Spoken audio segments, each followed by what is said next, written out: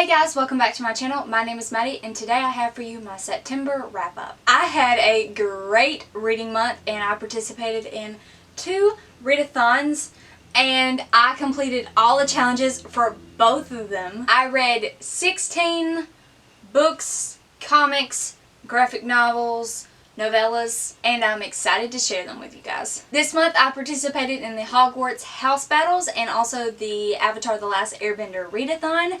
I love Avatar The Last Airbender. I've loved it since I was a little kid. I rewatched the series like 2 years ago when I was in college, but I've been wanting to rewatch it a lot recently and I had no way to watch it unless I went and purchased the full set. But this readathon was the perfect excuse to do just that. So I bought the complete collection of Avatar The Last Airbender because there was also a watch along with this readathon. It's like each day you watch roughly 2 episodes and I was definitely here for it. I also bought the complete collection for The Legend of Korra, which surprisingly I have never watched. When this series came out I was a little bit older and I didn't even realize that this was connected to Avatar. I don't know why, but like I never watched it when it was like actually airing on TV. So I decided to finally buy it and watch it. Anyway, all that to say, I participated in the ATLA readathon. There were 8 total challenges plus the group book. For this readathon, there were 4 teams representing the 4 nations in the Avatar The Last Airbender world. And there were the Waterbenders, the Earthbenders, the Firebenders, and the Airbenders. And then there was also a team called the White Lotus if you didn't want to compete but you still wanted to participate. Each team had 2 challenges plus the group book to read, and I decided to join the Earth Kingdom even though I'm definitely a waterbender at heart.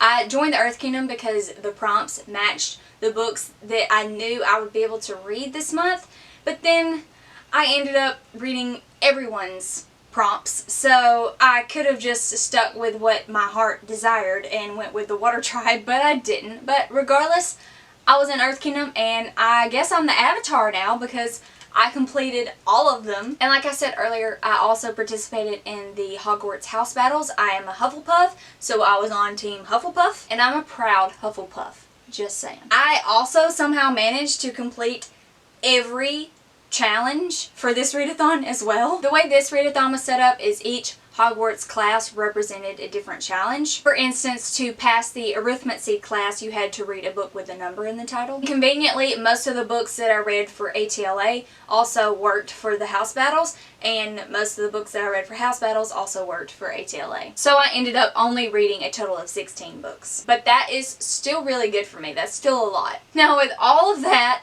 out of the way, why don't I finally get into the books that I actually read. First, I read Gilded Ashes by Rosamund Hodge, and this is a Cinderella novella retelling. This is not like the Disney version. It's much more darker and twisted, and I really liked the unique spin that Rosamund Hodge put on the story of Cinderella. If you like retellings, I definitely recommend this one, and because it's a novella, it's pretty short, so you don't have to read a full-length novel. Next, I read The Princess Diaries by Meg Cabot. I love these movies, and I decided, why not give the book a try? I don't plan on reading the entire series because there's like close to 20 books now and most people say they're not that good anyway, so I'm not even going to invest my time into reading any more of these, but I did like the first book. It wasn't bad. I gave it 4 stars. I will say though, the movie is very different from the book, and the main character in the book is also a couple of years younger than her character in the movie, so everything is a little bit more immature because you're looking at things from the perspective of a 14-year-old. Next, I read The Girl the Sea Gave Back by Adrienne Young, and I also have a book review for this up on my channel. If you want to check it out, it'll be in the cards above. I gave this book 3 stars. I didn't love it, but I didn't hate it. It was very much middle of the road for me. I explained more in my review, but I really didn't like the beginning half. It was very boring. I didn't connect with the characters. There was like no plot, but I will say the author did do a good job with writing the action scenes, and that's what drew me back into the story. I received this book as an ARC from NetGalley and the publisher to do a review, and I'm gonna be honest, I would not recommend this book unless you just really loved Sky in the Deep, which is this author's debut novel. But from the reviews that I have read, most people thought that Sky in the Deep was a lot better than The Girl the Sea Gave Back. They said that this one felt more like a debut rather than her actual debut. So I don't really recommend this one, but if you are interested, it is a YA fantasy following these Viking clans at war. The main character is a truth tongue, meaning she can cast the stones to see into the future, and she is very coveted for this ability. And the other main character is a chieftain to the rival Viking clan. Next I read Imbalance Part 1 and 2, and these are a part of the Avatar: The Last Airbender comic series, which is a continuation of the TV show. I didn't really realize it when I bought them, but these are the most recent installments in the comics, so I missed a whole lot from the ones that I did not read that come directly after the TV show. This is farther into the future, but they're still really good. I really like them, and these are the first comic graphic novels that I own, so that's exciting. I love Avatar: The Last Airbender. I've already talked about it, but I really wanted to continue on with the story, and up until now I've never been into graphic novels, I've never been into comics, but now I am, and I really wanted to get my hands on some Avatar: The Last Airbender comics because I want to continue the story. I love the characters, I love the world, I love it so much, and I finally read some. Imbalance is set in a town which has received a lot of industrial growth, and both benders and non-benders from all the 4 nations live in this town. But there is this huge rival between benders and non-benders, and Aang and his gang step in to save the day. Next I read A Million Junes by Emily Henry, and I give this book 5 stars. I really liked it. This book follows 2 teenagers from feuding families, and although they've seen each other from afar and they've always kind of been curious about one another, they've never actually met. But one day they meet by accident and end up becoming friends, and they have to keep it a secret from their families. But beyond that, this book is also magical realism. There is a good ghost and there is a bad ghost that is haunting them, and then there are also these things called wisps that transport them to this magical realm where they see events of the past in their family's history. And there's this big mystery surrounding the 2 ghosts, and the main characters try to investigate what happened, why the ghosts are there, why they're being haunted, and what it has to do with them and their families. And of course there's a forbidden romance, which I love. Next, I read Ender's Game by Orson Scott Card. This is an adult sci-fi that I remembered I tried to read in 9th grade, and I couldn't make it past the first chapter because I was just so confused. I was so confused. And so I decided to wait till I was older and later in life to read this book to where I could actually understand it. But I did end up watching the movie, and I have seen it several times before actually reading this. So that did help me understand this. But if you are a sci-fi fan and you can handle the initial confusion of the world and the aliens and all of the technology, I think you will really like this one. Obviously this one is a classic. Everyone pretty much knows about this book, but if you haven't read it, I do recommend it if you like sci-fi. If you aren't into sci-fi, I would be wary going into this. This is definitely not a starter book into sci-fi. This book follows a little boy named Ender who is a genius. He is essentially the smartest boy in the world, and basically the government manipulates him and they take him away from his family and transport him to this military training facility for children in outer space. Basically the adults know that they're not smart enough to defeat the enemy alien race, but the children have evolved into smarter human beings, and so they round up all the genius children and train them to be military heroes. This book is really good. If you're not interested in reading it, I do recommend the movie. Next I read The Coldest Girl in Coldtown by Holly Black, and I have been burned by Holly Black in the past. I haven't really liked her books that I have read, but this one is by far my favorite that I've read of hers. It's a little bit of an older one, but that's what makes it so great because it follows vampires. In this world, vampires exist. Everyone knows about the vampires, but most of them are contained into what are called cold towns. And these towns are where all of the law-abiding vampires live. These towns are gated with high security, and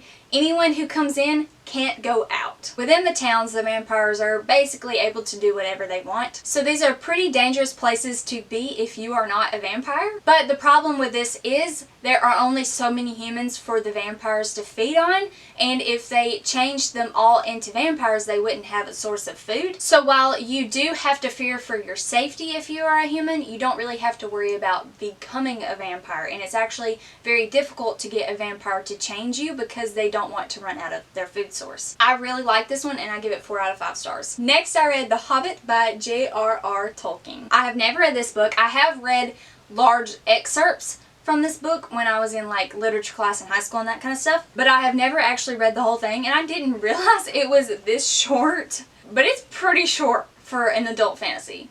I have seen the first movie like a long time ago, way back when it came out, but I haven't seen the other two, so I didn't really know what was going to happen in the latter half of this novel, so that was nice. This is definitely a classic. It's definitely one that the wording and the writing style is not modern, but it's still a wonderful fantasy world and a great story. Next, I read one of my childhood and all-time favorite books, The Phantom Tollbooth by Norton Juster. This is an amazing children's book. I love this book so much.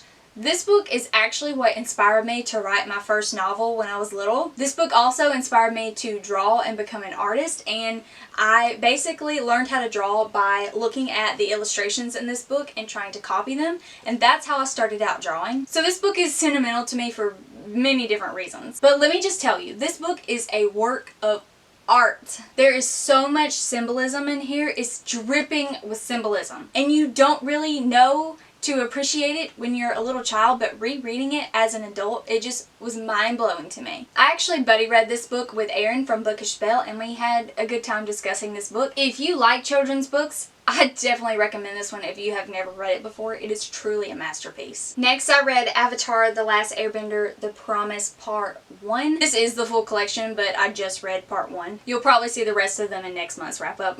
The Promise is actually the first installment in the comic books following the TV show. So these are the first stories that we have that take place after the finale of the TV show. I really liked it, and I need to read the other two because I want to know what happens. Next, I read The Lion Game by Ruth Ware. This is an adult mystery thriller novel, and Ruth Ware, I'm gonna go ahead and say it. I've only read 2 of her books, but Ruth Ware is my favorite adult thriller author. I've loved both of the books that I've read by her, so she is an auto-read author for me. The Lion Game follows this group of women who, as teenagers, they all went to the same private school, and they participated in this game that they created called The Lion Game, in which they lied to people for fun and kept up a point system. So whoever had the best lies, whoever had the most points won. And this book goes back and forth between them as adults in the present and in the past as teenagers in high school. There's a big mystery in this book, and you're trying to figure out what happened when they were teenagers that caused the current events. And as they are all known for lying, you know they're all keeping secrets. I don't want to tell you too much and spoil the story for you, but basically something happened when they were young. Now they're suffering the consequences. I really like this one. 4.75 out of 5 stars. Next, I randomly picked up this book from the library, and I've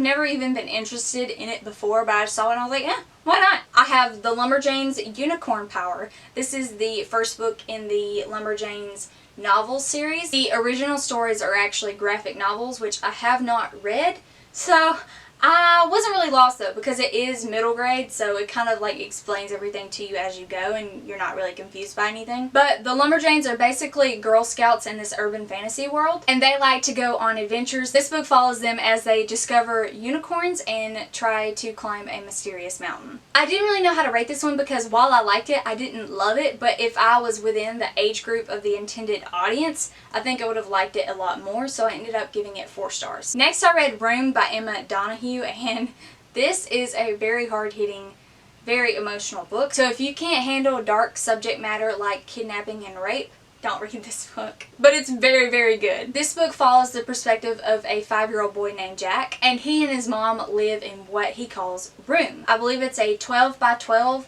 room, and that's all he's ever known. And he explains the outside world as TV, because they do have a television set, and so he sees things on the TV that he's never seen before, but he thinks it's all fake. He thinks it's just for TV, and he doesn't realize that there is an outside world where all these things exist. This book is so amazing. 5 out of 5 stars. Next, I read The Rise of Kyoshi by F.C. Yee, and of course this was the group book for the ATLA Readathon.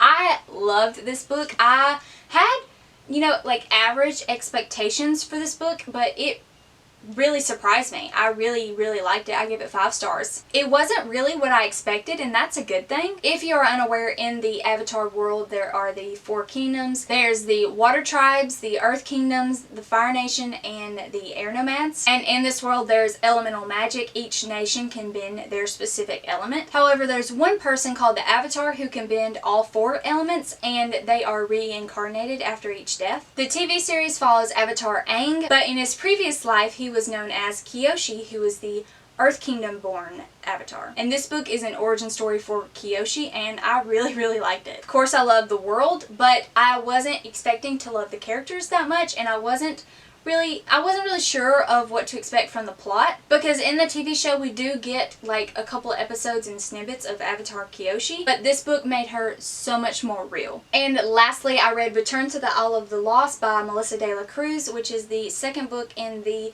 Disney Descendants series. Descendants is my guilty pleasure. Like, I know I'm an adult, but I love Descendants for some reason. Like, I know they're super cheesy, but I love them so much. I recently read the first book and I decided to go ahead and continue the story and read the second one. I love the characters, I love the world, I love the fairy tale characters and stories. I love it so much, y'all. Like, it's really my guilty pleasure. Alright, those are all the books that I read in the month of September. Let me know in the comments down below if you have read any of these books and what your thoughts were on them. If you like this video, please give it a thumbs up and subscribe to my channel if you want to see more bookish content by me. I hope y'all have a wonderful day, and I will see you in my next video. Bye!